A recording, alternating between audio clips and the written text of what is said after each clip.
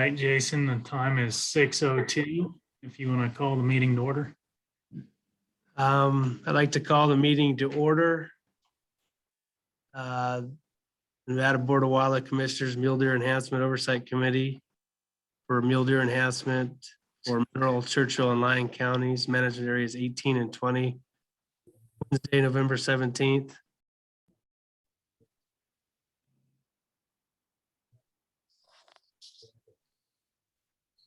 Do we I'd do like to take a roll call.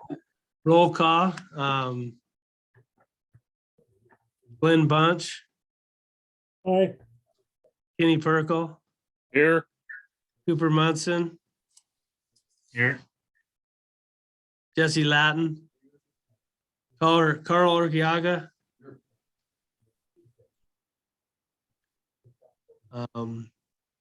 Number 2 is the approval of the agenda.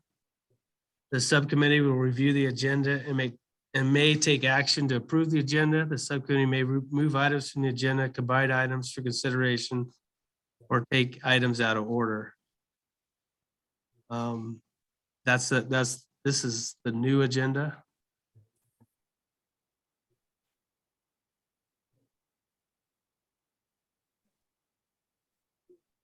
Everybody in favor of the agenda?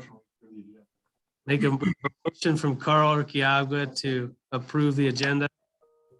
We have a second from Jesse Latin.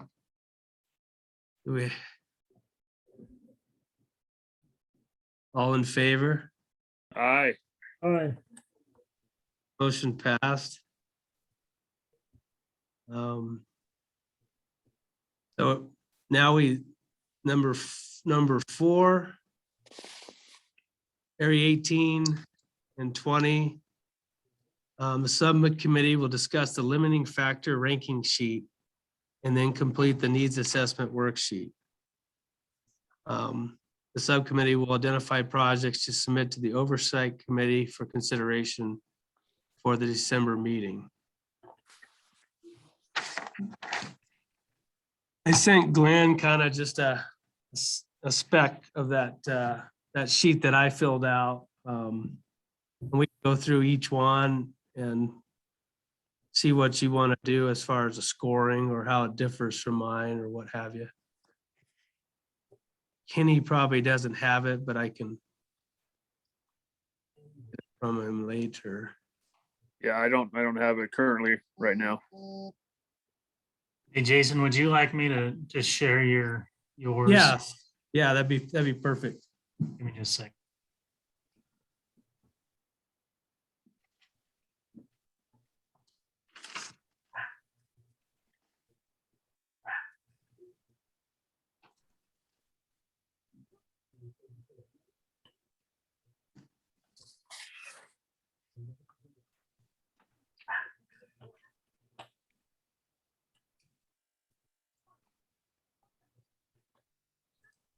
All right, can you all see that? I can zoom it in if you need.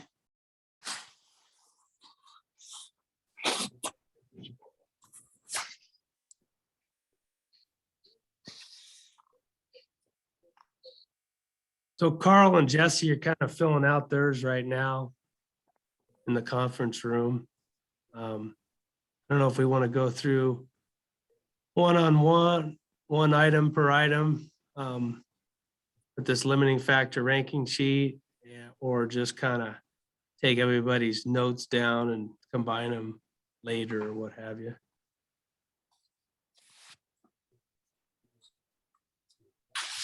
Can we talk about at least some of them individually? I don't know anything about disease or anything like that. Yeah, we can talk individually about certain ones that you might have questions about for sure. But we can go through each one of them, and I don't know if you filled out any of it, Glenn, or not. No, I wasn't for sure what we were doing. I put it on the back burner, and I built a new shop, and I've been busy out there trying to get the electrical done in it. Gotcha. So then when I got this today, I'm going, oops, I got one of them. Yeah, I yeah, remember yeah. that. But Gotcha. going over it, I wasn't for sure what we were talking about. Like for instance, on the very first one there, wildland fire. And in this area, we rated it as a 2. Yeah, so that wildland fire was that one, I went to the bottom and I basically put lack of wildland fire on the other, Okay, because lack of wildland fire in the right areas, I need more fire. That one on top, I took it as wildland fire, lower elevation. It wasn't really specific. So that's, for me, that wildland fire is more described as just the non-desirable fires, like at low elevation, maybe no pinyon juniper. And that's kind of how I took it, but I didn't fill anything out like that. okay. Yeah, I wasn't sure on that, what we were trying to get to. Because the couple of wildland fires that we've had here, Aurora, Bodie Hills area, at the time, I thought it was going to be bad. But the turnaround, the spin around on it is it burned off. There was sagebrush down on the flatland down in the bottom of some of them canyons that it burnt. That was taller than your pickup. And Yeah. it cleaned that off. And that area now is pretty good deer hunting. And that's been like 2 or 3 years ago when that fire was. I'm not for sure just when it was, but when they saved Bodie to keep it from going down, and it burned off that a lot of the hills in the bottom, and a lot of the juniper went away. And then that last one that they had, that cleaned out the area around Sheep Camp. And I was in there about 6-8 weeks ago, and there's a lot of bear tracks in there, and there was several groups of deer herds in there. So that one is picking up too. So I thought, well, I'm not for sure what we're scoring here. So I guess I should have asked. No. I mean, when I first looked at it, I was that first one, I was kind of unsure. I just tried to put it in that perspective of undesirable low elevation where you don't really gain much. But basically for 18 and 20, it's lack of fire, in the right spots and pinyon Right. juniper invasion. And that Bodie fire that happened in there, we did do some seeding a little bit, but we also had a lot of crown sprout from a lot of that bitter brush. Right. Yeah, So, that's one where that went through the south of Aurora and across Mount Hicks. That's migrating path, and it opened it up for the migration, because there was like 3 or 4 trails that they were using through there that had narrowed their paths way down when they come through from California, headed into Powell and places further east. They were limited on just a couple of trails because they were staying out of the pinyon juniper cover, and now they're back in it. So because it's all gone, so it changed a lot of the dynamics on their movements. yeah, we really don't, in 20, besides the Bald Mountain fire that the Forest Service did a while back, that was like probably the last prescribed fire that the Bridgeport district's done since. But those are the type of projects that I would envision helping out 20. I don't want to necessarily burn all the bitter brush down to the ground, but burning pinyon juniper in the right places, north facing Right. slopes, and that Yep. will definitely encourage some mule deer activity in those new areas. But a lot of country in Mineral County for sure is really, of course it's super dry, but it's also pretty choked with just straight pinyon juniper. canopy 3 types where there's hardly, in some places, hardly any brush. So those places are not as desirable, but they still sometimes need to burn. But if Yep. areas burn, we want to seed, 100% of that fire so that we get something back from that burn. So, yeah, that, we didn't, that I know of, that I found, we didn't lose any animals in it. And what we gained was new growth. All that old growth that was, like I said, sagebrush was as tall as your truck. And you just, it was something to see sagebrush that tall, but it's, that it went through that area, it burned it so hot. There's nothing but blow sand there. It burned the clay out of it. Yeah, I definitely saw that when after we seeded that one fire. Yeah, And we seeded only, I think, probably 1,500 acres of that entire fire. And we did do some plantings and things like that, but we haven't visited those plantings in quite a few years as far as sagebrush and bitterbrush plantings on that fire. They were a fire. So what do you think, Cooper? How should we approach this as far as just, these guys have filled theirs out. I mean, Kenny could fill his out in the future, but we could go through with Glenn here a little bit and see what he wants to rank things, and I can write it down, or we could give him the electronic form and he could send it back to me. Yeah, if you want to just kind of walk through your ratings. Yeah, okay. And justification line by line for each of those unit groups. I've got a map, just some Google Earth stuff pulled up if you want to describe anything that I can pull up for you as well. Okay, that's good. So that the first one on that potential limiting factor ranking sheet, that wildland fire, I might have to put a little note there. It was more in regards to my view as lower elevation, non-favorable fires where we don't really get anything back, I guess. so if the two, let's say the two you put there, does Yeah. that mean that it wasn't wasn't a limiting factor, or was? I don't have it as, I guess, the zero being the lowest priority, 5 being the highest priority. Hey, you got me on that one.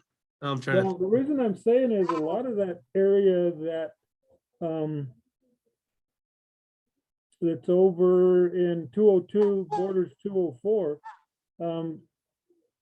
that would be an area that, yeah, it would be better if we had a fire in there and burned that brush off to reseed it, help the antelope, I think.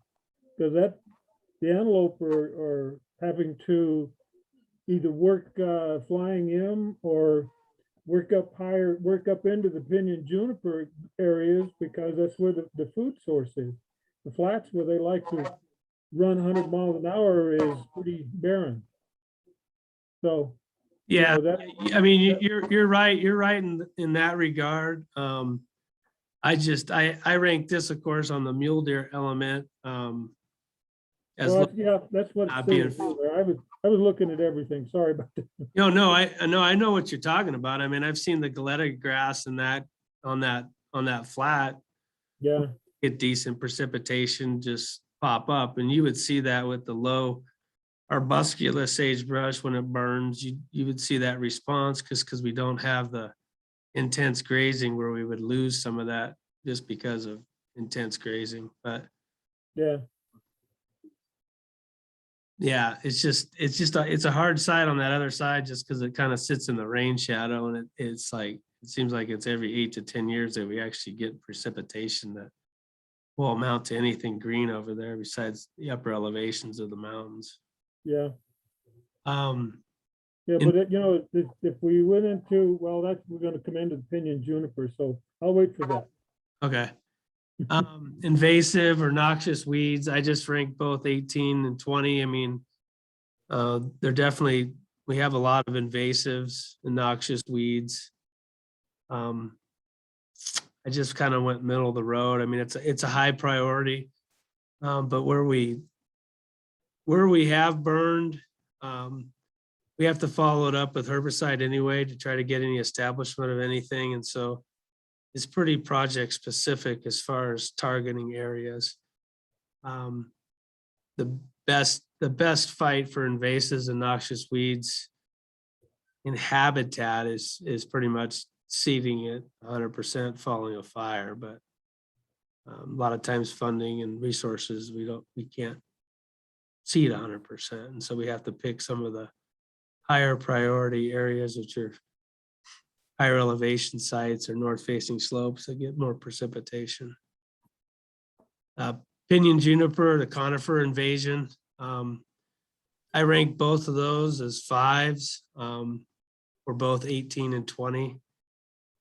Just because it's a huge problem. We lack a lot of diversity in a lot of those pinyon juniper woodlands, and besides thermal cover and that, they don't provide a lot for mule deer in that. And so I got, looking at that, those are pretty high priorities as far as either different projects and different scales of how to address it. Okay, now, Jason, on that one, on the pinyon juniper invasion, I'm looking at marking that a 5 because I'd like to see a lot of that removed. Is that what we're talking about? Yeah. I mean, I got them both as 5s Yeah, for both Well, 18 and 20. I'm going through this as we're doing it. I'm mainly working with the area 20 side.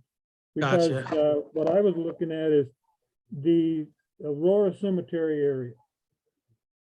Back in the, it's hard to believe, but back in the 60s, there was very few trees in that area. And there was always deer there year round. Then it's taken over with pinyon juniper and it's, there's no deer there.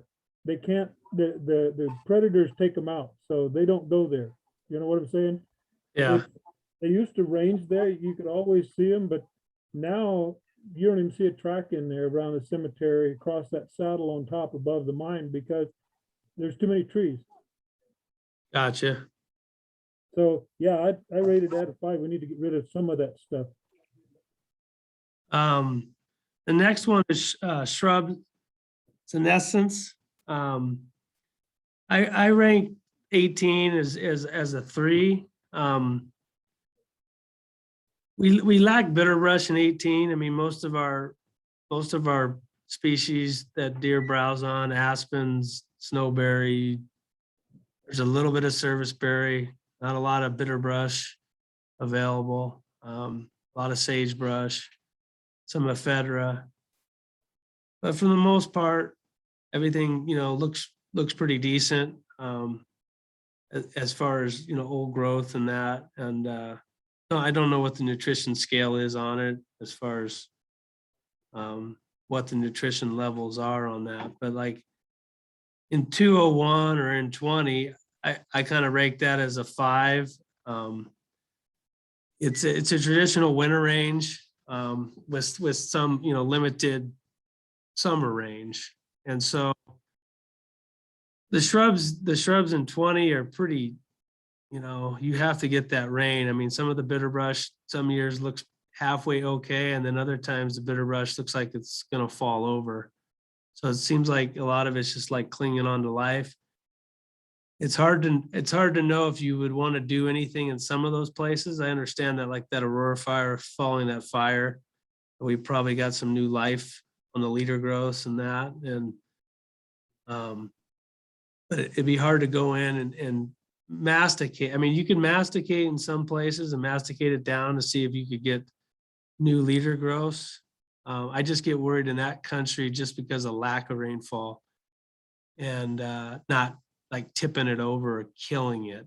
I'd rather, but I do rank it as a 5 as like a, a situation where it looks, it looks like there's a lot of old growth that could need some revitalizing. I don't know if that's in relation to revitalizing with fire, revitalizing with mastication. But I'm kind of hesitant on some of it just because of the lack of rainfall in there. Yeah,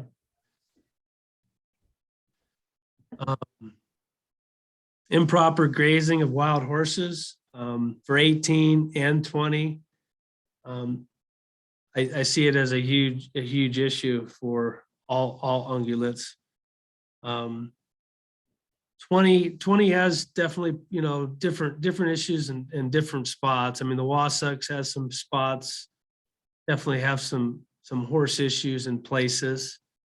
The Aurora country, it seemed like there's not as many horses as there was, and so that looks better than a lot of the country. But Truman Meadows and Montgomery Pass on the Inyo National Forest is definitely an issue. There's some potential in that country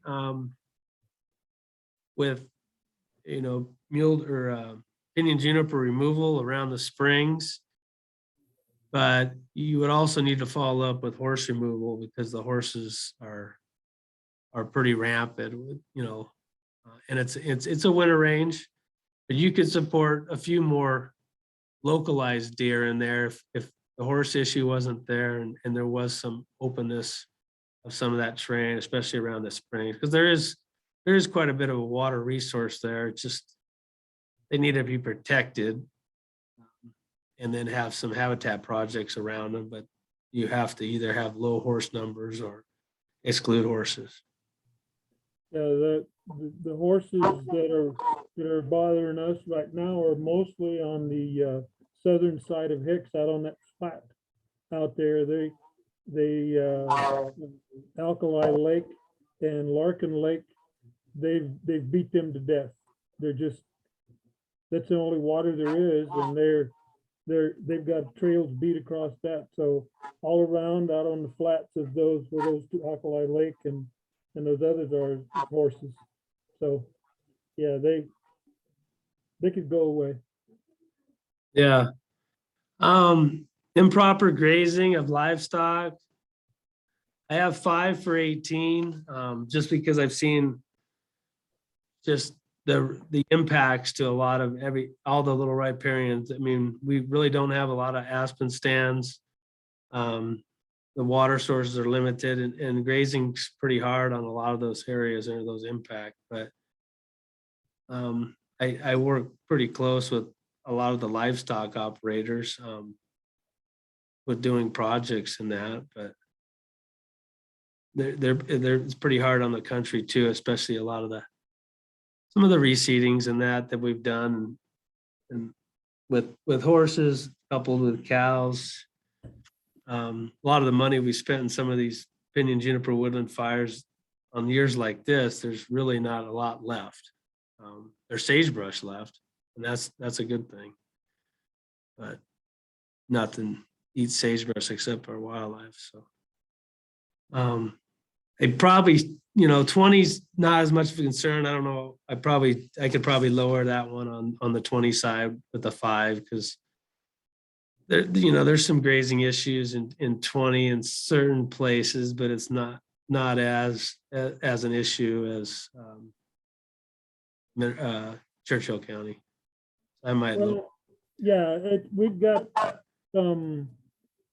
a guy here on the Lucky Boy side that's running cattle on this side of the mountain, but the biggest influx that we've got of cattle is on Pilot down Mount Hicks. Now, the problem I've run into working with those people, or trying to work with those people, is they say that the cattle hooves massage the ground and they cause the springs to flow. And I just, only thing I see them doing is tearing the springs up that are because they lay on them, lay in them, walk around on them all the time. I don't see them causing them to get any better, so I think 5 is a good. So I'll keep mine at a 5 because I totally forgot about, totally forgot about Pilot and how damaged all the Gas Valley range is. I mean, Those cows We- are crazy. down there. we've been trying to get protection on all those springs for a long time, but Yep. currently there's a court case with all that right now. So Yep.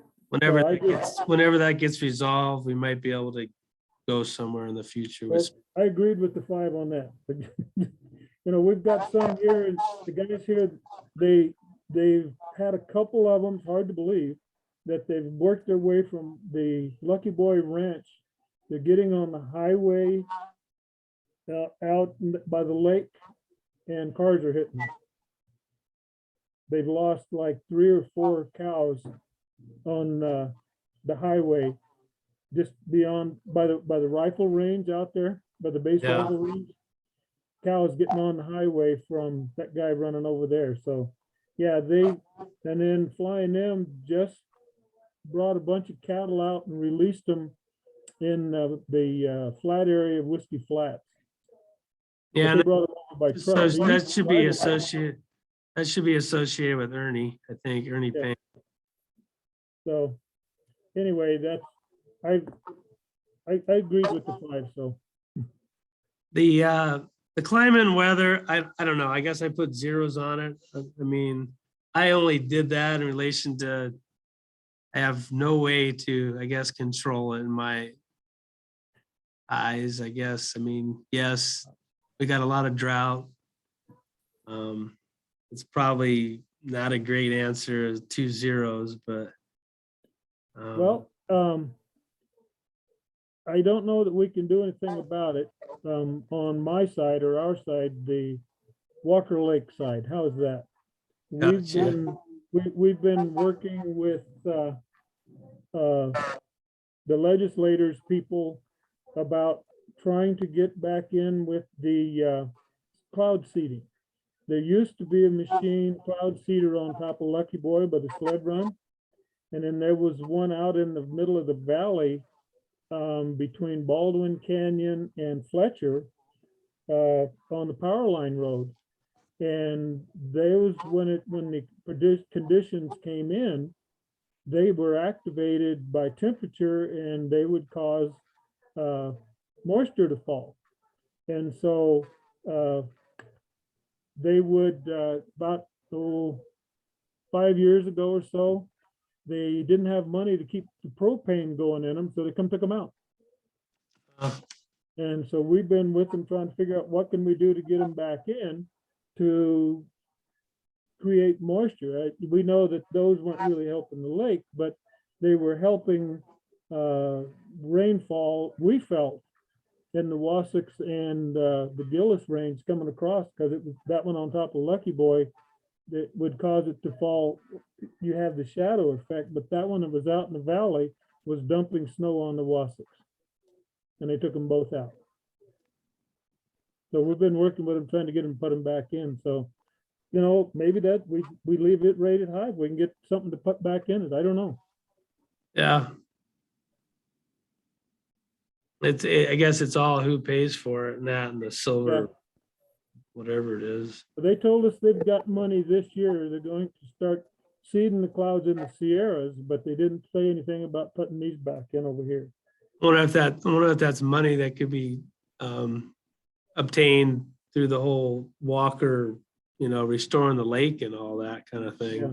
kind of money that could be used for that kind of effort. Well, they were saying with the drought conditions, because of the no water in Carson, and then all of that area was dry, so they found money to do cloud seeding this year.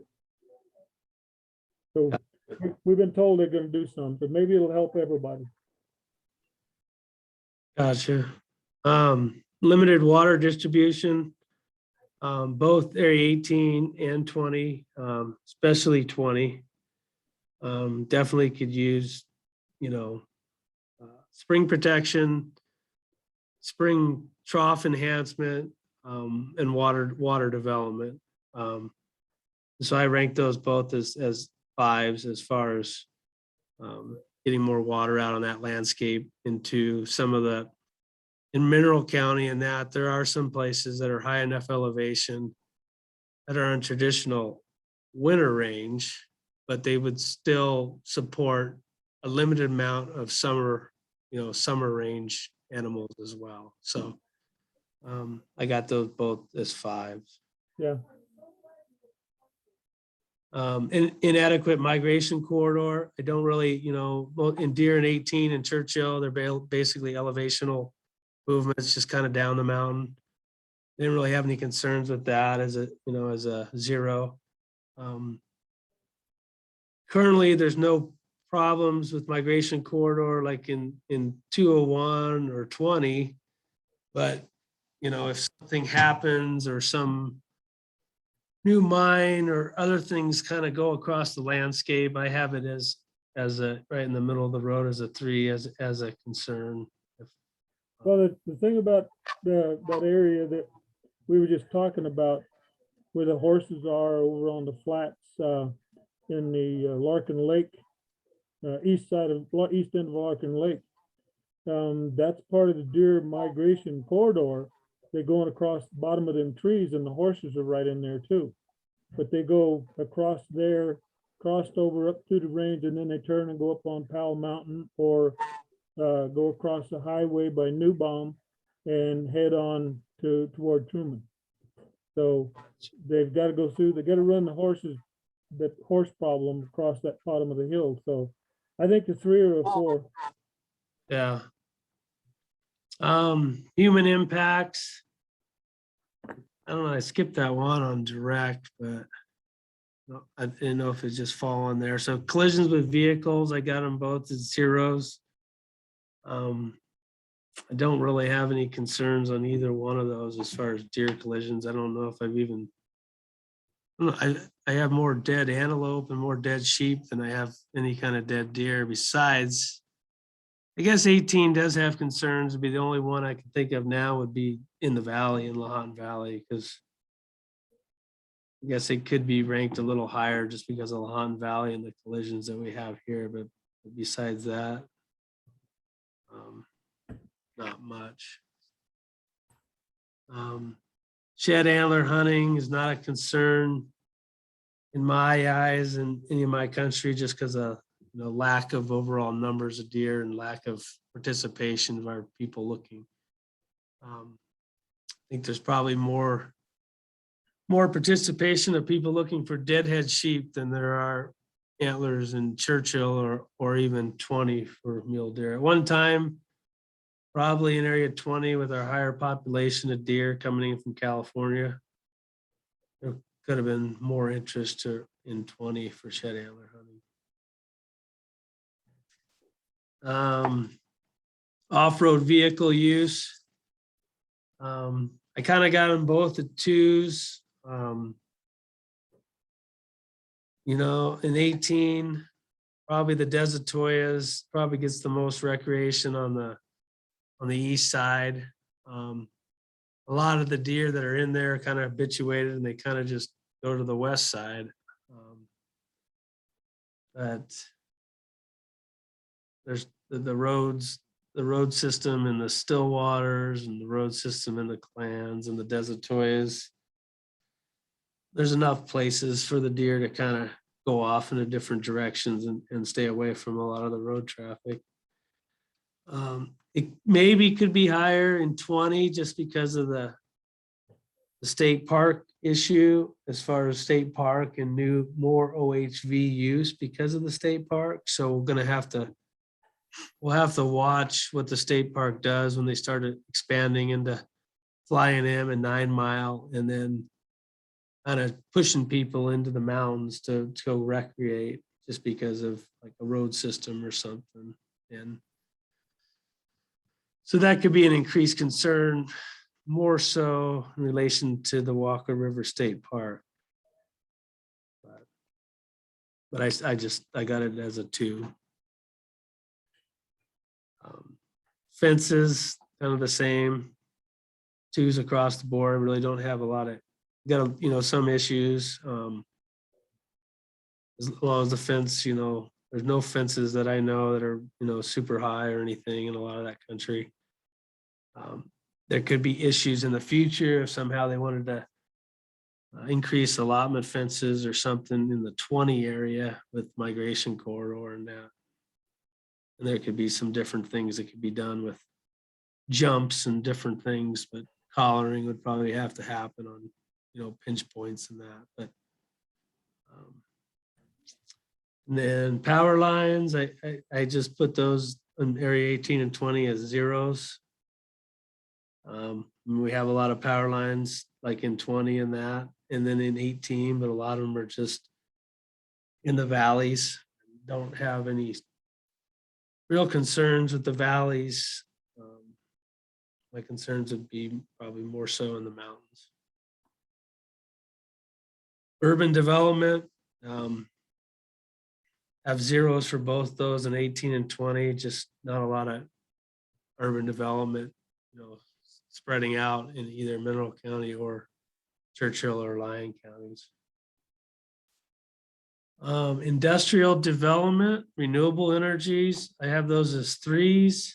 I mean, I know in the past we've had big discussions in relation to like wind energy and things like that. Most of Churchill and some of Mineral is like a lot of it's geothermal. Some of that is solar.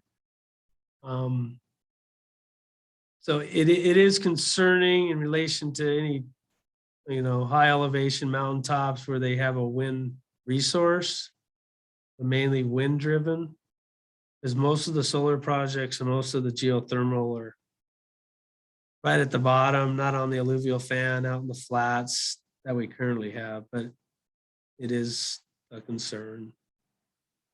Solar and migration. If you have Yes, in the wrong solar, place. so Carl had something on solar and a migration. That would definitely be a concern, especially for like the area 20 and that. And it could be a concern if elevation will drop in 18 in certain places, but my winter range is just spread out all over, and they're small numbers of deer. Heavy industry, I was assuming the heavy industry was like mining and that. That would be concerning, but it's all specific to localities and what's higher. I don't have a lot of high production, mule deer zones. So if it was, a mine on top of the Desertoias or a mine on top of the Clan Alpines, it's a lot more concerning than, some of that bottom country, low in Esmeralda mine or bottom country of Aurora mine, and that's in that country. Human caused mortality on the population, hunting and poaching, I got those as zeros. I'm sure if I was a warden, I'd have them as a 5, but I got them at zeros for both area 18 and 20. Don't really hear a lot of reports or a lot of cases as far as poaching instances. Predation on both units, 18 and 20. I do have as 5s. It's probably more specific in lion mortalities and coupled with high horse populations and that, and finding lion killed deer, lion killed antelope, lion killed mule deer or bighorn sheep, and horse kills. So so I have them both as 5s because I do view, if I have a horse removal, like we've had some horse removals in the Desertoias, and that's pretty much the only spot for quite a few years. And I try to get people pushed into like the Desertoias to see if we can get those lion populations down. So if it snows or, does anything like that, I try to call as many people as possible to go and chase cats in the Desertoias.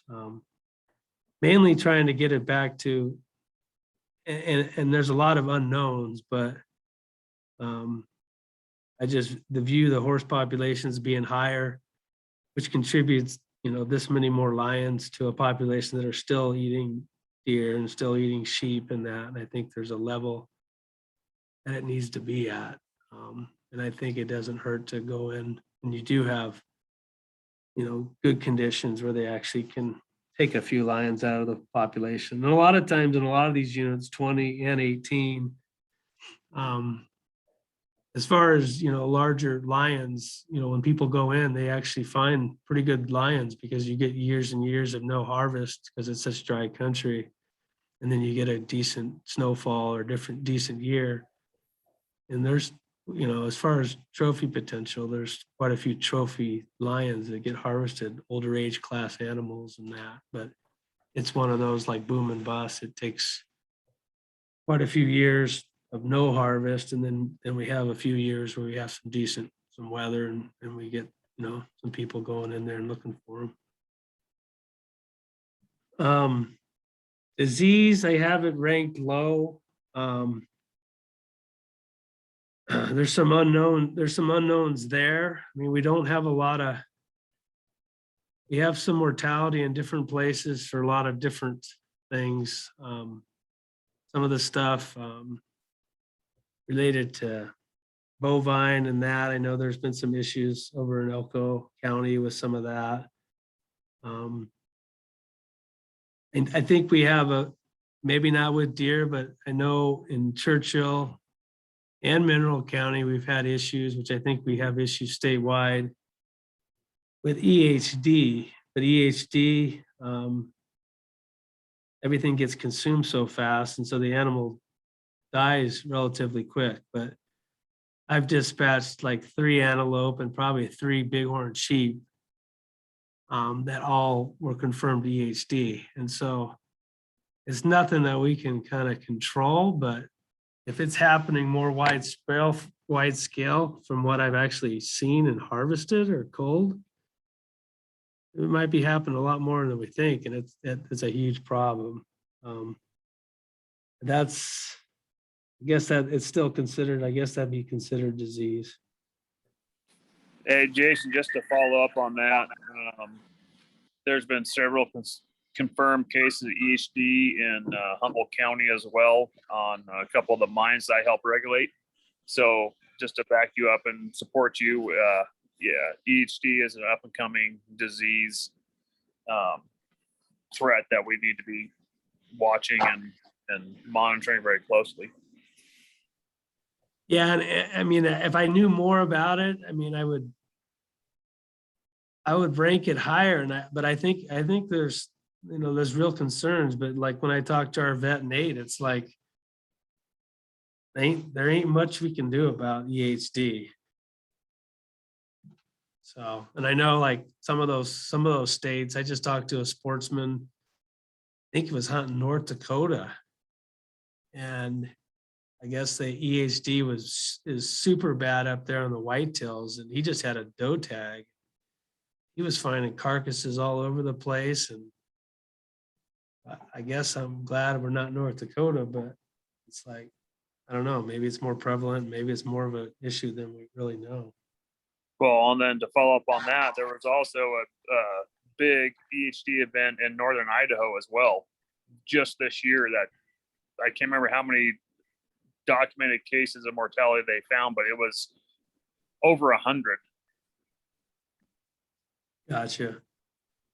On the other category, I didn't put any conflicts with laws, policies, and regulations.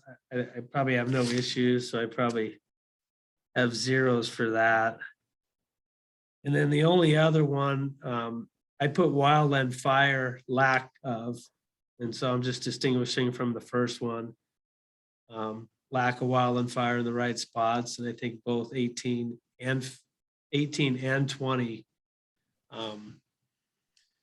could use new direction. I don't know in the future if land management agencies will, get back into the prescribed fire game, but I think we have a lot of gains maybe, 18 and 20 have some gains to be made, but I think a lot of the state, 16 and 17 and 13, there's lots of places in the state that I think if we had the ability to burn 5,000 or 10,000 acres and sometimes seeded 100%, sometimes if there's enough brush and grass, maybe we don't have to seed it as heavily, but I think those are the real gains that we can make if we could get some funding, we can get some approval from the land management agencies to light some places up on fire and get elk and get deer to move back into those, because that's when we have fires and that's where most of those animals go. The only issue I ever have in some of my countries, I seed a lot of it, and I have a lot of animals and deer move in, but then I also have the whole horse element, and I've watched them. I mean, I wouldn't not seed it because some of the species are still going to be present and the sagebrush will still be present. But sometimes it's hard to see the increase of animals utilizing that burn like wild ungulates, and then go back 10 years later. And if there's really limited water, it's just dominated by horses. And I've seen that in a handful of places in 18 where some of it we did work, some of it we didn't do work, but the horses dominate the whole system. So we're through one sheet.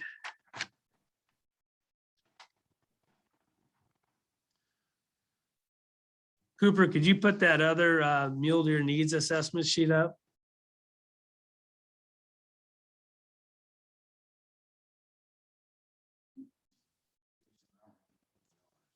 Yeah, it's fine. We'll try to go through them and explain them. There's 2 pages though.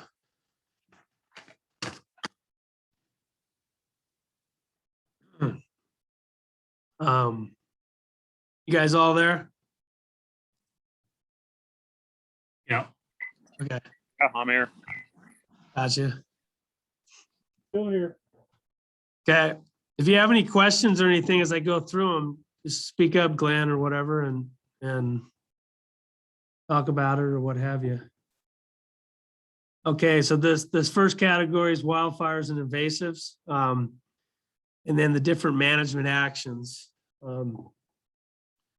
So the first one is the planting of species. So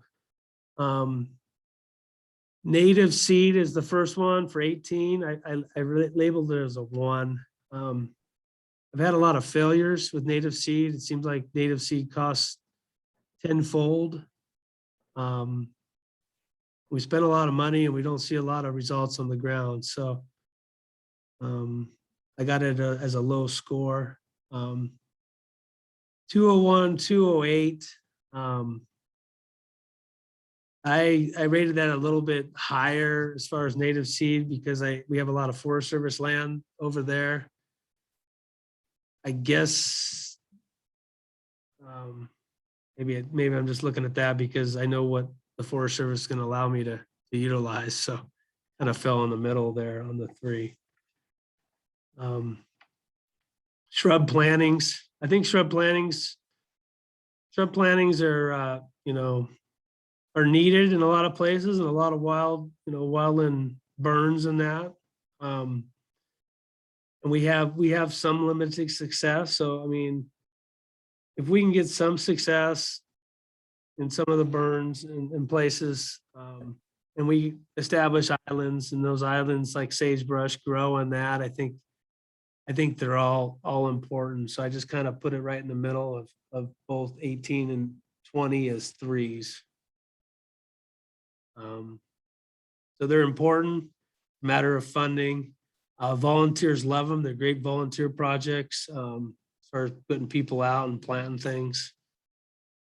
Just a lot of times they're so weather dependent on what we really get back as far as them being successful. I've always been an advocate of the seed, the seed first, and as heavy as we can with seed following any kind of disturbance. And then strategic non-native seeding. I put both 5s and 18 and 20. I'm an advocate of all non-natives. I mean, I love natives like sagebrush and four-winged saltbrush and things like that. But for me, I've just seen the success of the non-native seedings and seen the animals utilizing them. And, you know, Siberian wheatgrass, just to control cheatgrass, you know, coupled with kochia and the sagebrush. I mean, it's pretty hard to beat in my country when there's not much of a browse community, but those new browse communities with kochia can really bring in a few more animals into some of those targeted areas. Herbicide treatment, a lot of these herbicide treatments, we're getting more and more, basically following a lot of the fires where we don't have enough seed or we don't have enough money to go around to seed it the first time, which is the highest probability of success, but a lot of times we don't have that. So we have to use that first one's a chemical fallow.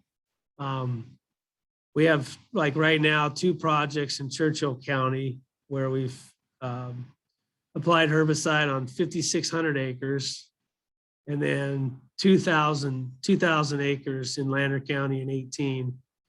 And I have them raked as 5s because it's the only way to reduce that cheatgrass and all that others to get back to bare ground and then follow it with a seed application.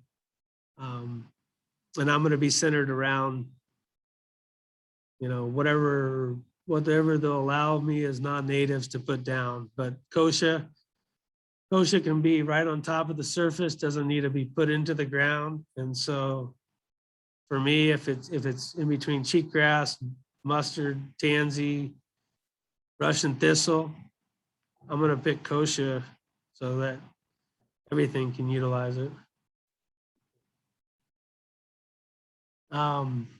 Targeted applications the same. Same with the herbicide, using it in the right spots to try to get success. I got those both as 5s. I don't really have any need. Maybe I haven't read enough research on biological control. I know we've had some success in biological control in relation to a lot of our tamarisk. We put the beetle out there, but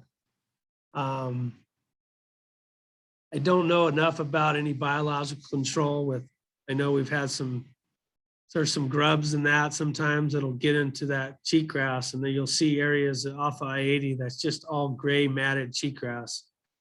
I don't remember what the actual grub is that kills it all. But I just put those as 0s. Just probably more just lack of knowing any kind of biological control for some of our non-natives. Fuels management. I got grazing management in area 18. 3, I mean, I talked earlier, you know, with some of it as 5s on cattle.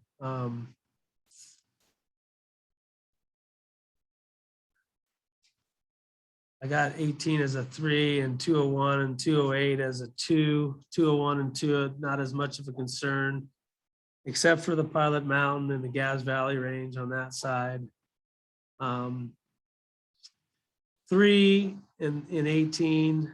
I have problem areas in different places that could be addressed and better grazing be done in relation to timing and the seasons and that. But some of that we're trying to work with the BLM so that we're not just, you know, sticking livestock on winter range. And it's some of the places in 18 definitely are like reverse. Like there are places where they put the cows on top of the mountain in the winter, and then everything's on the bottom of the alluvial fan in the summer. So there's definitely issues that need to be addressed with some of the allotments. Mechanical thinning and removing. A lot of those projects, We've been doing a lot of it with mastication and that in different places and removal. I got those both as 5s. I see gains on a lot of that in a lot of places. The only issue I ever have with any of it is we spend a lot of money removing pinyon and juniper, but we have a lot of recruitment with juniper. Mastication does a better job, but there's a lot of sprouting of juniper. And so something different probably needs to be done in the future that we don't have to retreat everything. I don't know if that means herbicide or what, but a lot of regrowth on juniper. Yeah. Lop and scatter, we get the same thing with pinions usually die. Junipers usually, a lot of them will resprout. I think it's just because of the root makeup, and it's hard for that plant not to sucker back up. Green strips, I got 18 rated as a 5. There's definitely places that I don't want to burn. And there's some ability to use green strips that'll provide, in a lot of places, provide antelope, you know, something to eat, but might prevent like large scale fires going across the valley and the sagebrush and that. So I think there's some need. We don't have a lot of projects with green strips in 18. I think there is a need that we could do some. In 20, I have it rated as a 3. I think there's some green strips we could do, and definitely in 20. That might, you know, definitely do the same thing, help antelope, may help some deer, maybe prevent a fire in the future if we, you know, deem a fire like Aurora really favorable, but we really don't want it to burn again. So you could go in and do a green strip in there to try to prevent, you know, a fire being catastrophic. Chemical fallow, that kind of goes back to that the herbicide treatment with the chemical fallow. I have it 18 as a 5 and 20 as a 2. Not as many conditions with chemical fallow with cheatgrass in 20 as I do in 18. Mechanical removal, a lot of that, you know, lop and scatter and that. I got those both as 5. Those are pretty easy projects to get cleared and remove trees. And, you know, they're feel good projects. Did they benefit a lot of additional mule deer? I don't know if we can say they would benefit a lot of additional mule deer, but it'll slow down the spread of pinyon juniper that's kind of crowding any type of the understory.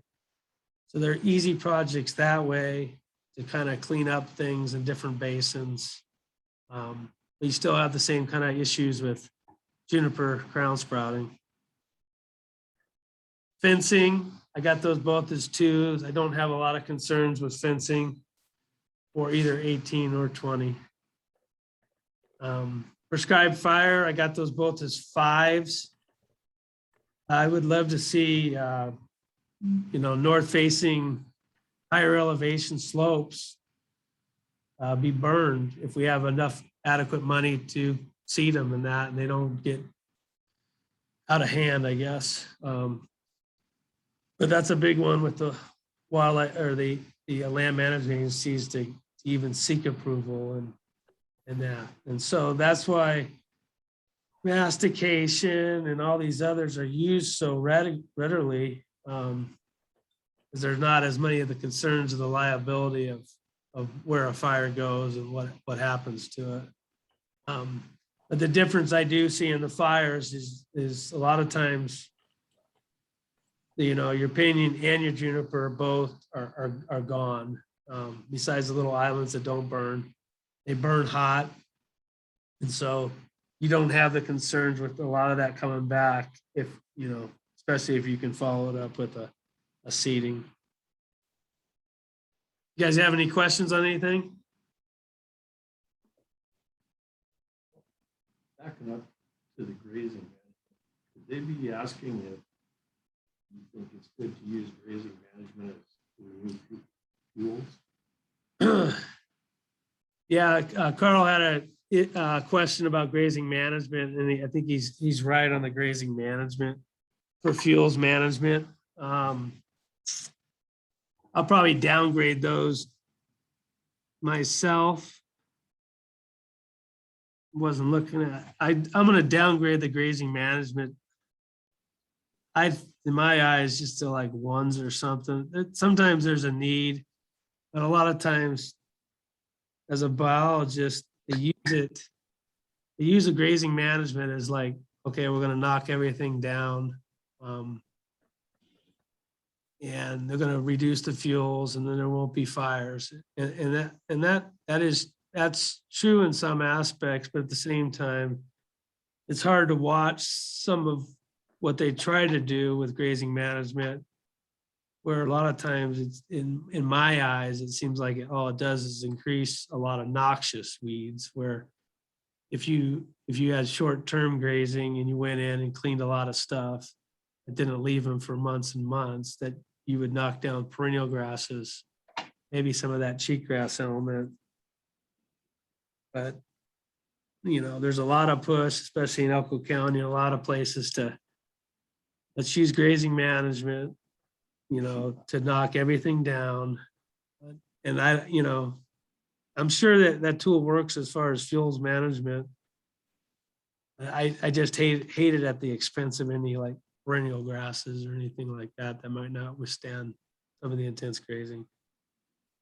Hey, Jason, this is Kenny. Could you just repeat Carl's question? I could not hear it, please. Carl was asking on the fuels management side, where it says wildfires and invasives, the fuel management, the grazing management.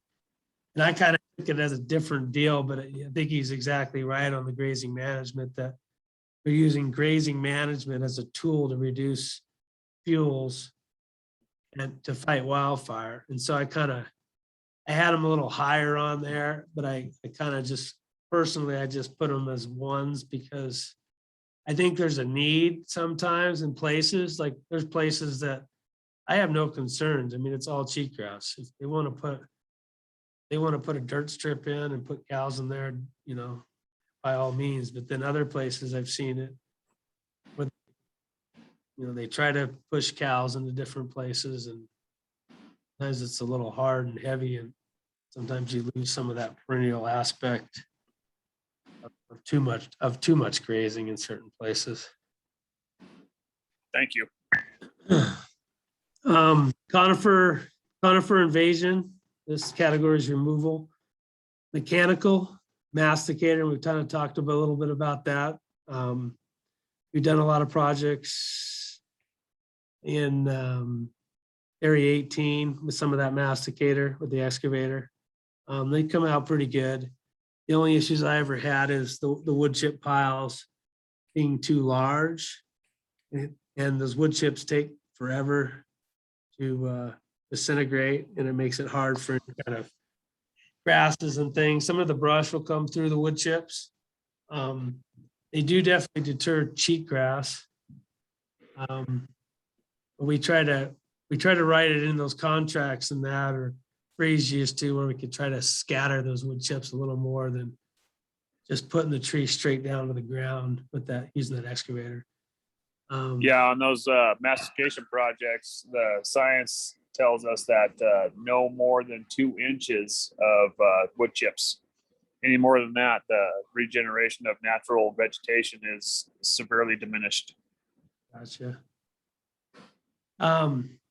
I got 20 is the same. I mean, there's definitely applications. You could definitely do mastication in 20. We've really only in 20 scratched the surface with pretty much lop and scatter. We haven't, they did a little bit, I guess they did a little bit of mastication over there in that same general vicinity over Lucky Boy though.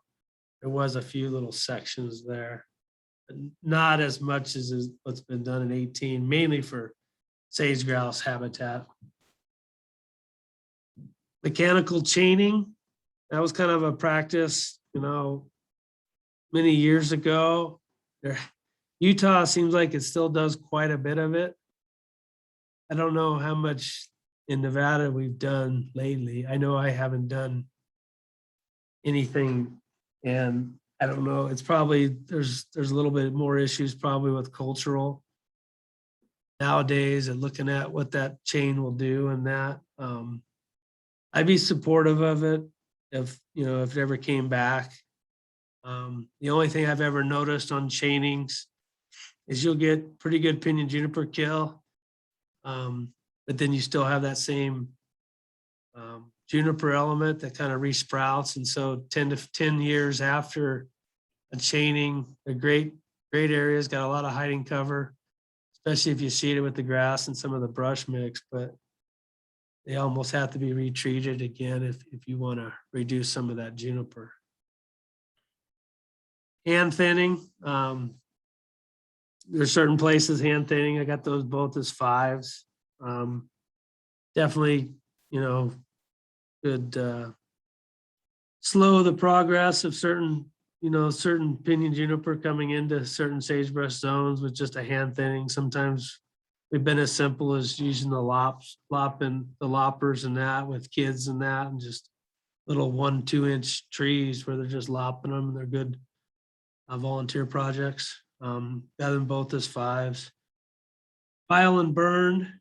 I got those as 4s for both units. The only concern I ever had, and I've seen some of it in different places where we pile and burn, you know, that matter's not there. But the problem that I've seen, it's it's hot enough, it sterilizes that whole circle.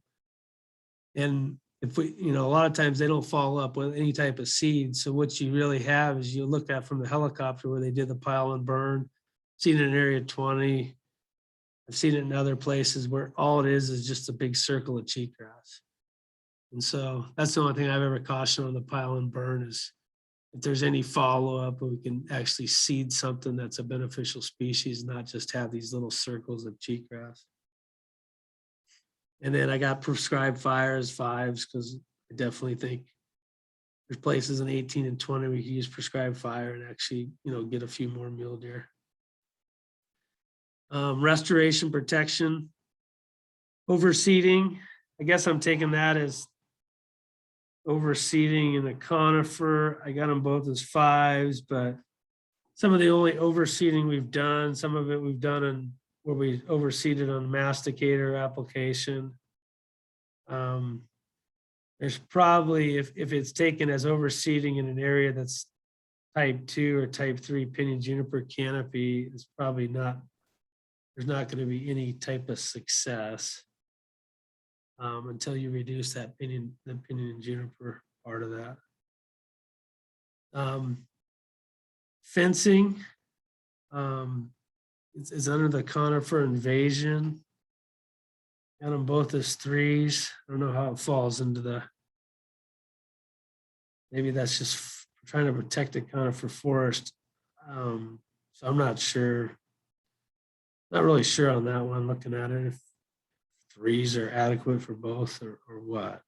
Unless somebody else knows what the rest You know, Jason, on that fencing on restoration and protection, so one of the committees another one I'm sitting on, which is the RAC committee, the Forest Service came to us and they were wanting to get money to clear land over around the Masonic area and the south of the 9 Mile and up in those hills there, the Sherman or the Grant Mine, and so and China Camp area, and they went in and they removed the trees and they piled them up, cut them all up, cut the trunks up, cut them in 2-foot pieces, and then they limbed them, and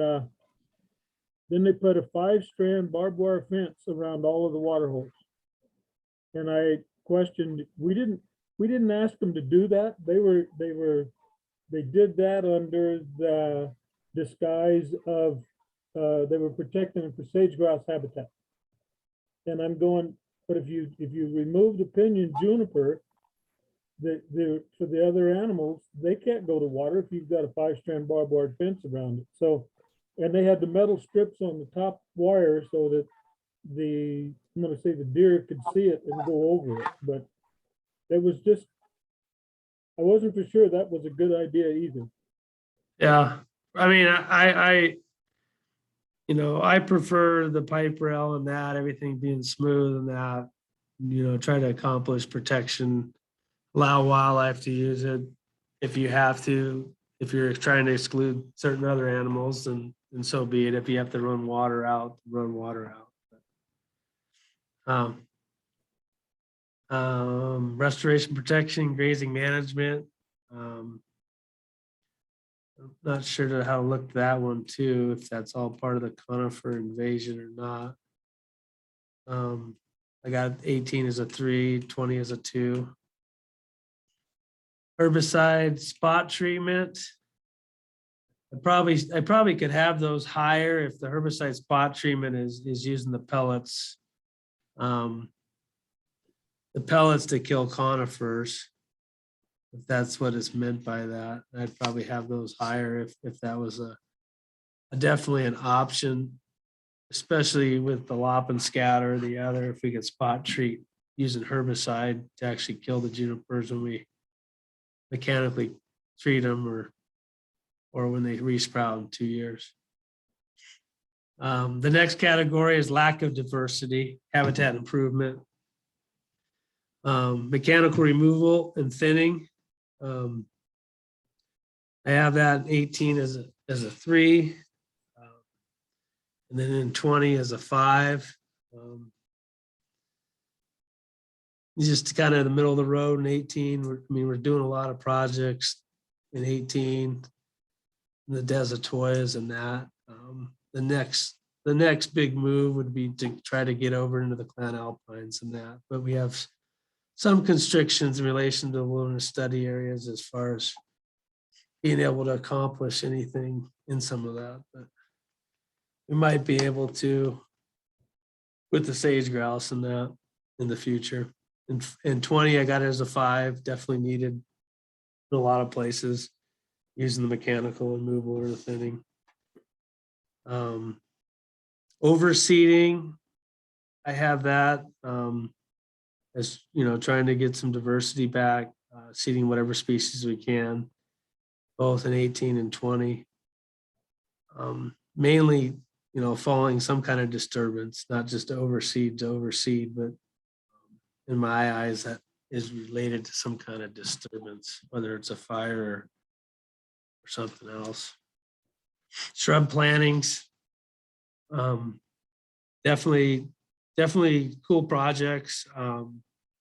Have had some limited success, but I got them both as 3s for 18 and 20. I think they're needed. Just in the right areas, right precip zones, timing and all that. Fencing, 18, not as many concerns. Habitat improvement under the fencing. It could be construed as like fencing springs, but there is a water development section here too. So the fencing, I have it as a 2 for 18 and a 1 as 20. Grazing management.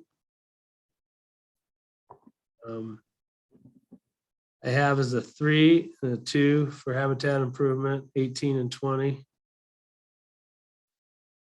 Easement and acquisition. Really don't have a lot of private land. There are a lot of big concerns on that. So I have 18 as a 2 and 20 as a 1. Water development.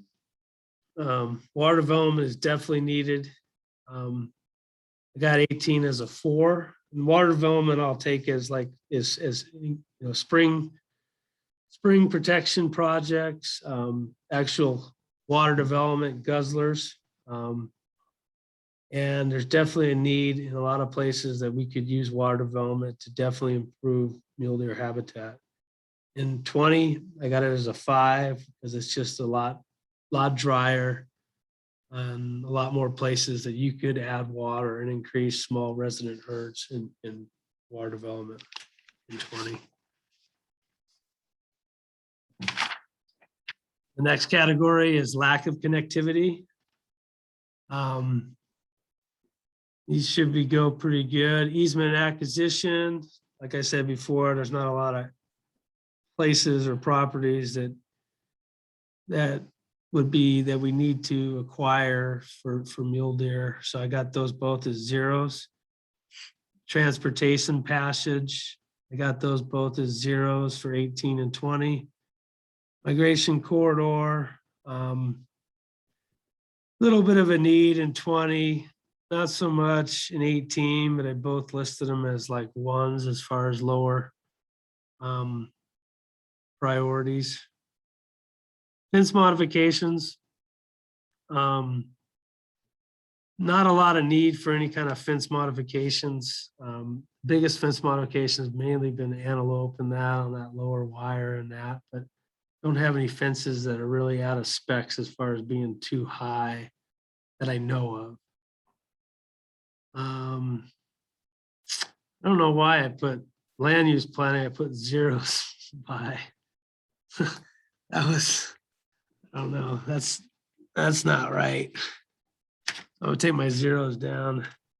Land use planning should be, in my eyes, 5s, because that's the only way with the federal agencies, you try to get projects cleared and approved and be able to be done, especially for protection of habitats. Department of Transportation action, not a lot of issues in 18 or 20 with any kind of problems with wildlife and that. And so I have those all as 0 for wildlife crossing, road signs, and then private land actions. Predation, coyote removal, in 18. I have 18 as a 5. I have area 20 as a 3. Area 20 easily could be a 5 too. I mean, there is a lot of coyotes in a lot of those places, whiskey and some of those flats out there. As far as we have a lot of trappers in a lot of different places taking some animals out and that, but I just hear accounts from people in different years where you have pretty high coyote populations in different places and that. And so I guess if there was targeted areas that you could do coyote removal during fawning or that, it may be at a benefit to certain basins in that. Mountain lion removal. I'm an advocate for lion removal. So I have them in 18 and both 20 as 5s. I have no problem getting rid of lions if I can get rid of lions. But trail camera grid. I've never really utilized that as far as if that's in relation to trail camera grid as far as predator densities. Determining predator densities in areas, and then after that, determining if there's a need. So I have those both as 0s. Predator research, I have those both as 0s for 18 and 20. It's just my personal opinion or whatever. Deer collaring study, 18. I have a 2. Little bit of need. There's some places you could do some collaring. And some of it has to do a little bit with winter range, but most of the little places there, just elevational drop in 18. There are maybe some focal points that if you had a few collars on there, you might figure out some place that maybe you want to do a little bit more openness or a little bit more pinyon juniper removal or get shrub species growing better. So having a deer collaring project could identify some of those areas certain years where you might want to conduct habitat work. Same with 201 and 208. Deer collaring, and we've had some of that with California Fish and Games. We have a lot of data on some of that with the X12 herd and that, as far as knowing areas where we would want to target pinyon juniper removal or other projects. Next category. Got that? You did get that information, you say? No, they haven't finalized it all. I'm just saying that they've, I'll eventually get it when they actually publish. Tim Taylor, the biologist, I think that's his last project. He has to I think that's what you were saying. He was getting ready to retire. He's getting to retire, but I don't think he's handing the torch to his son. I think he's basically going to have to write something up before he leaves. Because I'm curious. I haven't been out this year, and I need to get out. I've been busy, Yeah. like I said, electrical, but building stuff. Those are definitely the most. Those I are the don't know most what colorful color deer. I was wondering what color they're using this year. For the 3 years running, they've had a different color every year on them. Yeah, I don't know. I mean, they had them live with all those flashy colors on it. I was always concerned with, even though they're collaring some of their deer and our deer, I was always concerned with how much extra jewelry is attracting any kind of predator but they're definitely, you definitely notice them pretty easy. All I seen tagged was does, but like I was saying in the past, the first year they were red, and then they were pink, and then last year they were flame orange. So I haven't been out this year. I'm going, they're sure putting a lot of work in for changing the colors on them animals. every Yeah. year. Yeah. I was just curious if we'd got any information off of that. Nothing yet. I had some preliminary data you'd send with just collar locations and things and movements like that, but that's it.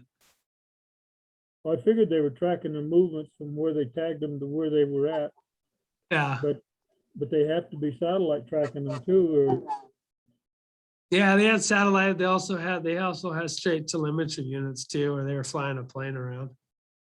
okay. But like I said, we've seen them in Powell Canyon, Boy Scout Canyon, Allen Creek, top of Lucky Boy. It's You just It's have all one with a buck on it, right? So we get that pardon me? colorful taxidermy. Yeah. But I just, it was curious of going, like I said, I haven't been out this year and I've been gonna get out. The only complaints I'm hearing now is nobody can find any deer, and I'm going, I don't know what to tell you, they're there. Yeah. Well, so some of the trees hide them pretty well too. Yeah. Wildlife health and disease testing. I had those kind of rated low. We don't have a ton of different diseases that I know of in Nevada for deer, so I have them rated low. Not that we don't need more testing if something's new or something pops up or whatever. Well, this morning on the local news, they were putting out that they found that the deer are bringing in COVID. And so now they're saying that you need to test your animals because they may be carrying COVID, and if you eat it, now you've got it. I'm going, where did who gave it to them? The other deer. So, there's something every day anymore. Age structure study. I have 18 as a 3. That was just like a personal preference, just knowing like age structure, relation to bucks and that. We could easily do it in 201, 208 as well. I mean, I put it as a 0. Well, I don't know. A lot of that was just because we get pretty good harvest in California and that, and a lot of times it's hard to have a lot of extra bucks from California. I mean, we get good resident deer, I think, in 20. But you could easily do age structure study for 22 and just look at what average age is coming in on harvest, which you could address with tag quotas and that if you wanted to increase average age or something like that. And that's really the only. But wildlife health and disease, age structure study. Just looking at how old things live to, I guess. Limit harassment, and it didn't have any real comments on that. They had both zeros. Adjust the tag numbers. Really just had zeros on that. I mean, that's more in relation to any kind of fawn recruitment and buck ratios and that. Data, big game collaring. Just like I said before, the deer collaring, I have 3s on both 18 and 20. Just getting information, looking at, you know, where animals are, different times of year, seasonal use. Maybe there's areas of seasonal use in the summertime that you want to address and increase, you know, riparian areas or protect riparian or reduce pinyon juniper in that area to allow more brush and browse. Trapping and transplant. I have 18 as a 5. Really only in relation to looking at some of these burns and some of these places, if we deemed areas that, you know, look pretty good habitat wise, maybe we're lower on deer or something. I was looking more of that like genetic diversity. So like, we're not trying to introduce any kind of new disease to anything, but if there was a place that had extra deer, maybe had some better genetics than that, but I wouldn't be opposed to putting them in 18 in certain places to increase genetic diversity, size wise or things like that. 201 and 208, not to, you know, downplay Glenn or anything. I put it as a 1. It's just harder. It's harder country in 18 to make deer, and so the big strides that we're going to have to do in 20 is going to take a little bit more work, and it's going to be, you know, it's just going to be small. If we can get water developments and we can do different things, I think we can get, you know, more resident summer deer in different places, which will still contribute to the whole population overall, but we're not going to make, and just same with 18, we're not going to make huge strides with a lot of mule deer.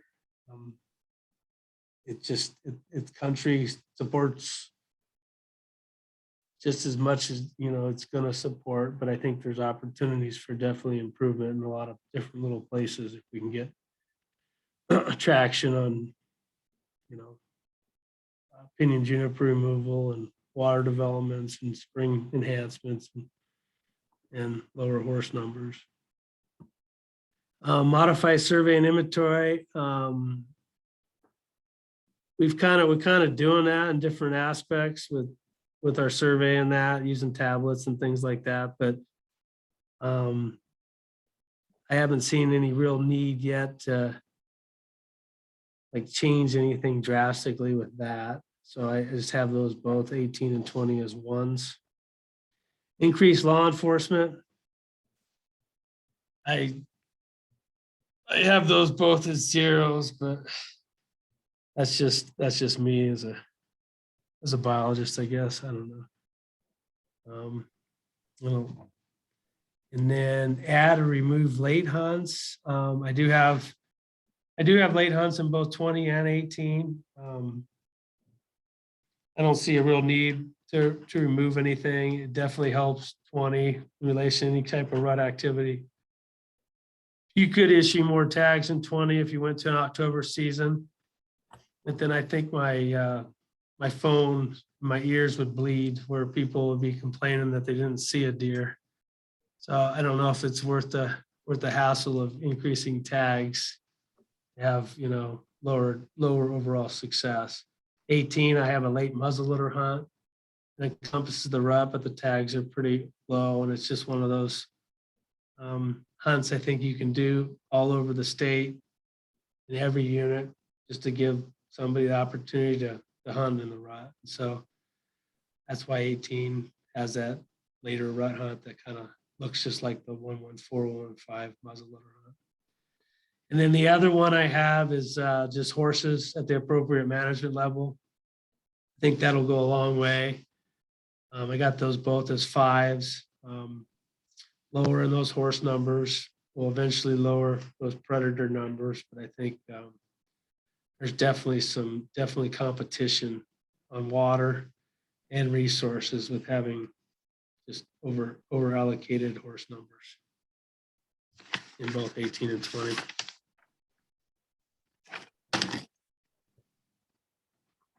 So you guys have any questions?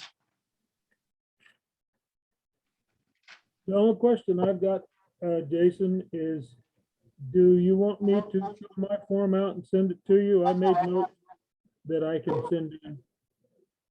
Yeah, if you can just fill that out and fax it or send it to me, that'd be great. I'll send it to you electronically. I'll fill it out on the computer and I'll send it to you. Yeah, no, that'd be great. And then we'll Okay. the tallies and numbers and all that. So we have this, and we kind of, we can talk, different projects and things like that. So the Oversight Committee,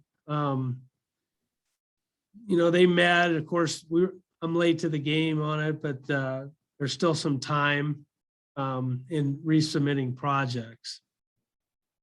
And so they, came up with some guidelines that they wanted to do. They wanted shovel ready, meaning NEPA cleared projects ready to go.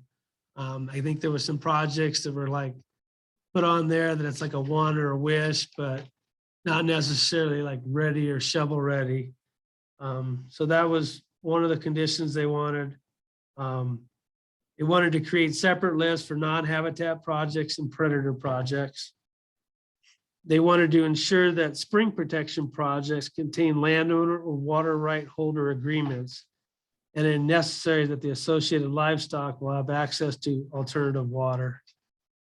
And then they also had to confirm, if needed, to confirm members agree with the projects being submitted by their own committee and that. Currently, what I'm looking at probably submitting for that, that December meeting is that I have in Area 18, I have 2 herbicide treatments that were done this fall. 5,600 something acres across from Cold Springs, which is in a Mule Deer kind of winter range for the Clan Alpines. And then I have kind of summer range, winter range in New Pass on 2,000 acres that was treated in Lander County.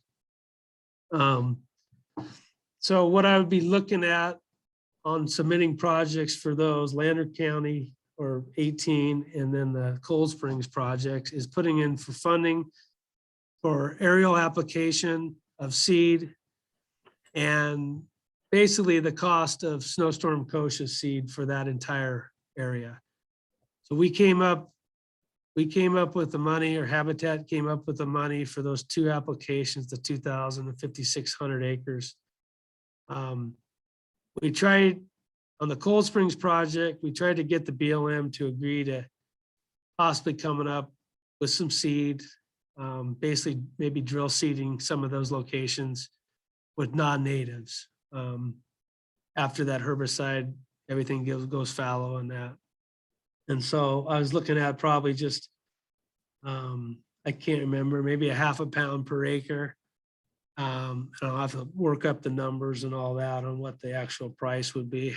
And then the helicopter contract to fly that. But those 2 projects I would definitely want to submit and see if I get your guys' support on submitting those, at least those 2 projects for the upcoming meeting. So head nods or whatever. I don't see anybody, but I support So Carl supports it. Jesse Latin supports it. Glenn? you there? Yeah, I'm just trying to Okay. think of, there's, like I said, we haven't had a RAC meeting in a couple of years and we're overdue. And I know they're gonna come in front of us. Forest Service and BLM always comes in and wanting money to do those things. So a lot of them, but the thing about it is everybody needs to work together. Yeah. And so, yeah, I mean, I don't know if there's anything that some of the committees like Heritage or whatever could help us come up with anything. Yeah. And I know on that Bridgeport deal, they've asked me to be on that rack. And I just got to fill out some paperwork because they have like lack of members or anything on that Bridgeport Forest Service rack. Yeah, that's the one that you can only be on it like 2 years, and I've been on it 4 years, and I asked for an extension and they said, okay, but I haven't heard any more about it. Gotcha. Well, I guess we'll be on that rack together sometime if I get clearance. We both get appointed, but yeah, it's, So what I was looking at, and there's nothing that I could think of that I could do in Mineral County right now. So I reached out to state parks and Walker, and I want to, maybe for the future in that, I want to evaluate all their little pieces of state land that are up in the Wasatch and the Bodie. I think those guys seem pretty good with it. I'll have to look at some of the water right issues and things, but what I was looking at is getting their approval, making sure I don't have any other issues with, water rights, if there's an old trough or whatever, but going out and visiting a lot of those sites, getting Walker State Parks, on board with it, and maybe the potential to, look for projects, either riparian fencing or putting in new troughs and that for mule deer. But those are some of the things I think that I can't do right now because I just don't have enough information with Mineral County on those areas. But if I, run around this summer and just check out the potential on those, I could reach out to Walker and get approval and maybe even Ernie Payne and replace different things because, water is critical, but I think those could be shovel-ready projects. It could be volunteer projects that can improve better water distribution, adequate water. And that's something that I would be looking at in the future for mineral, starting there. And, the next big projects is identifying probably some water development sites, just targeting mule deer. Is that there's definitely some winter range areas that have mahogany, have bitter brush, have small teeny riparian sites with aspens, but not a lot of available water. But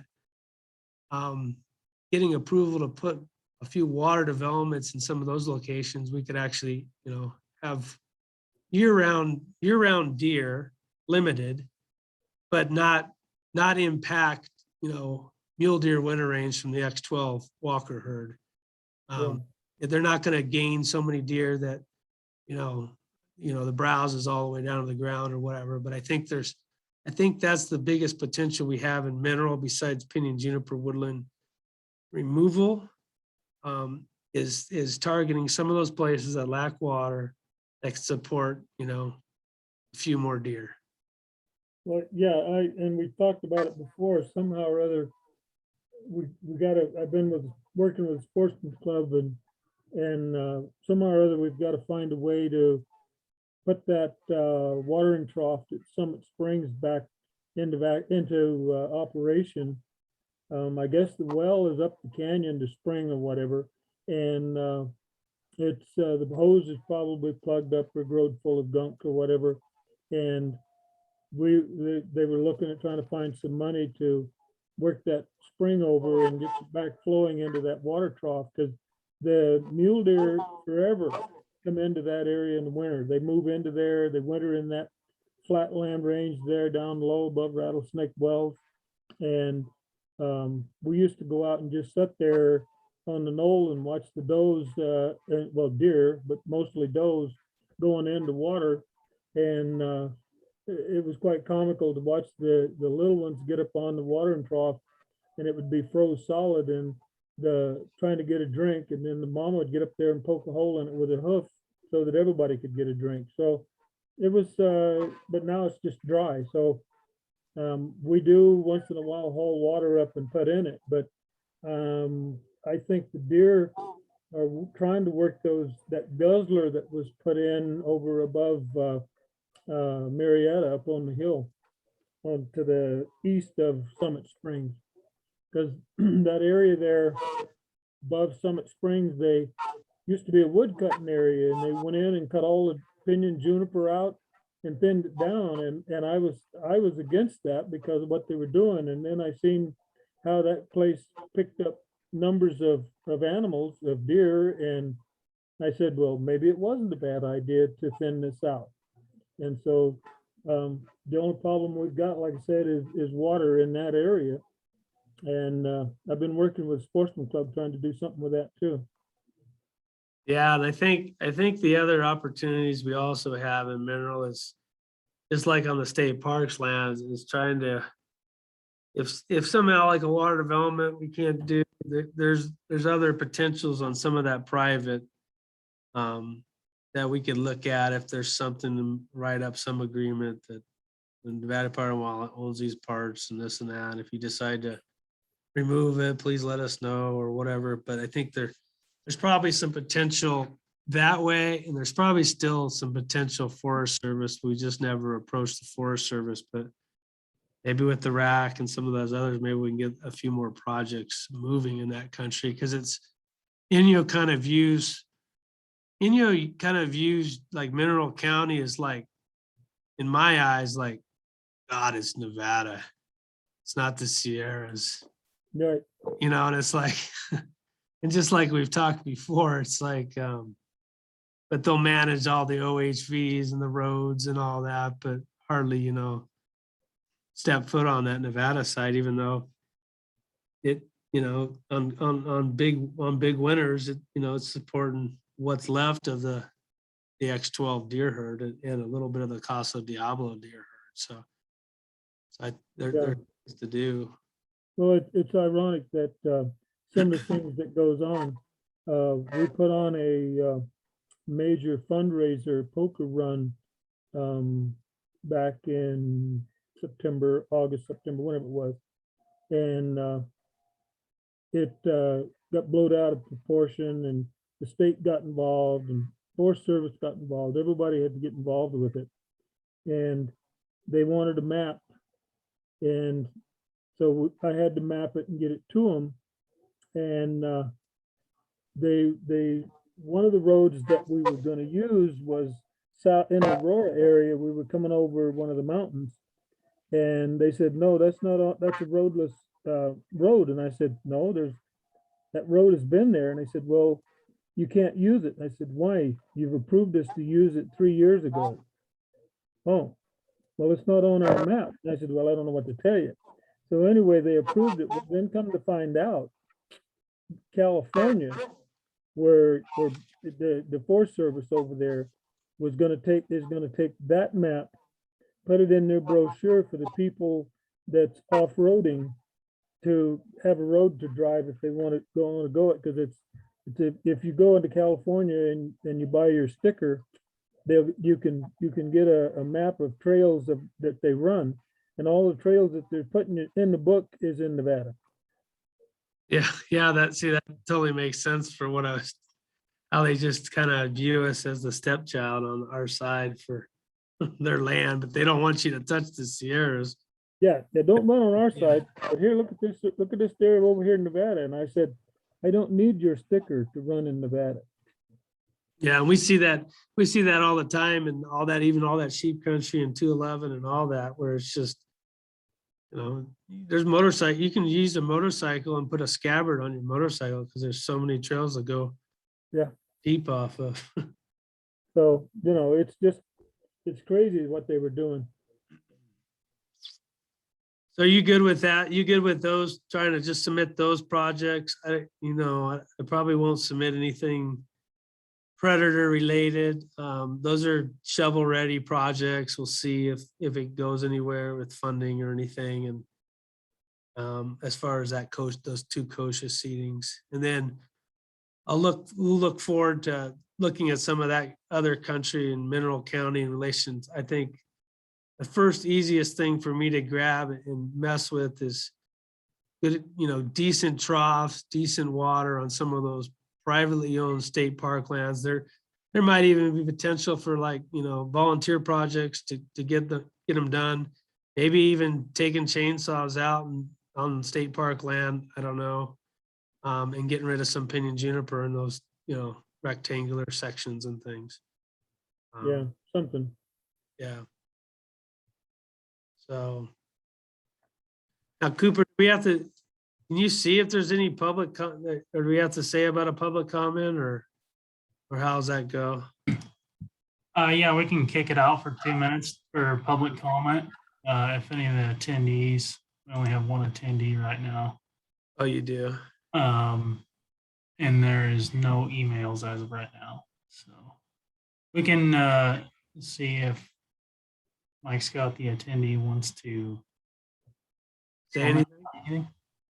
He can comment.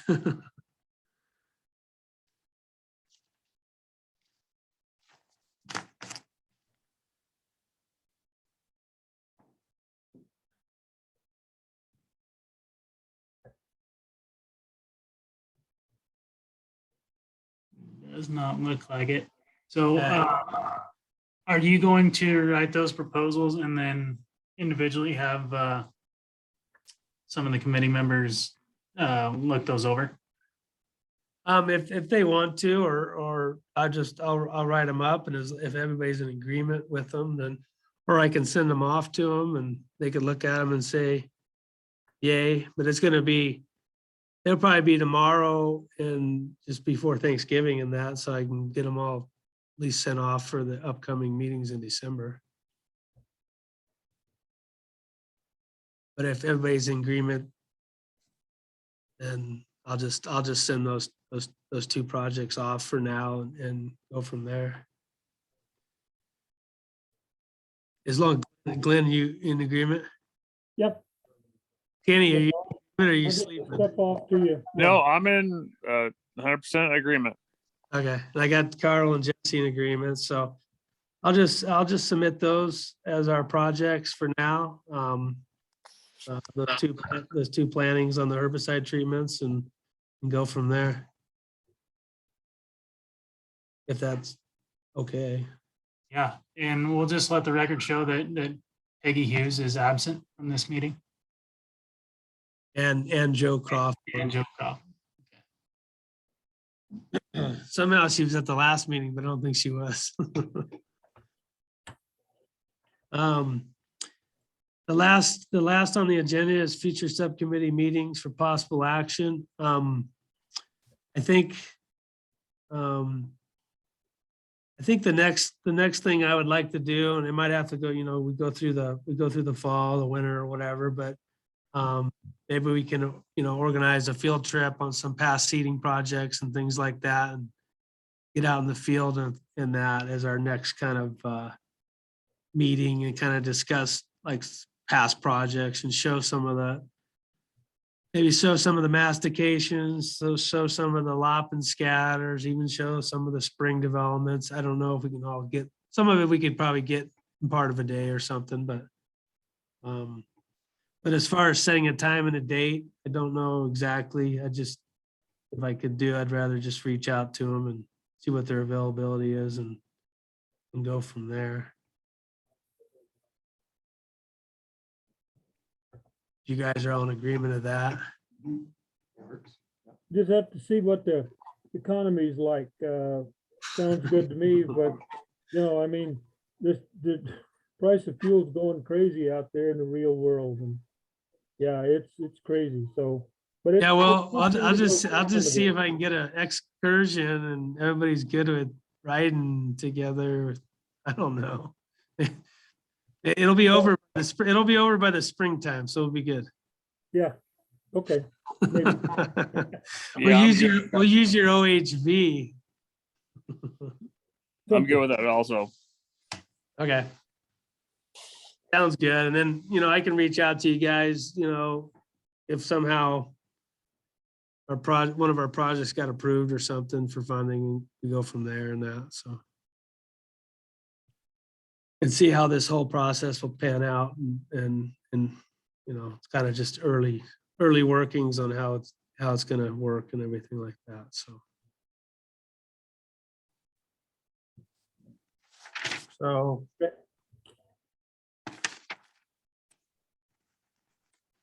The last and final step is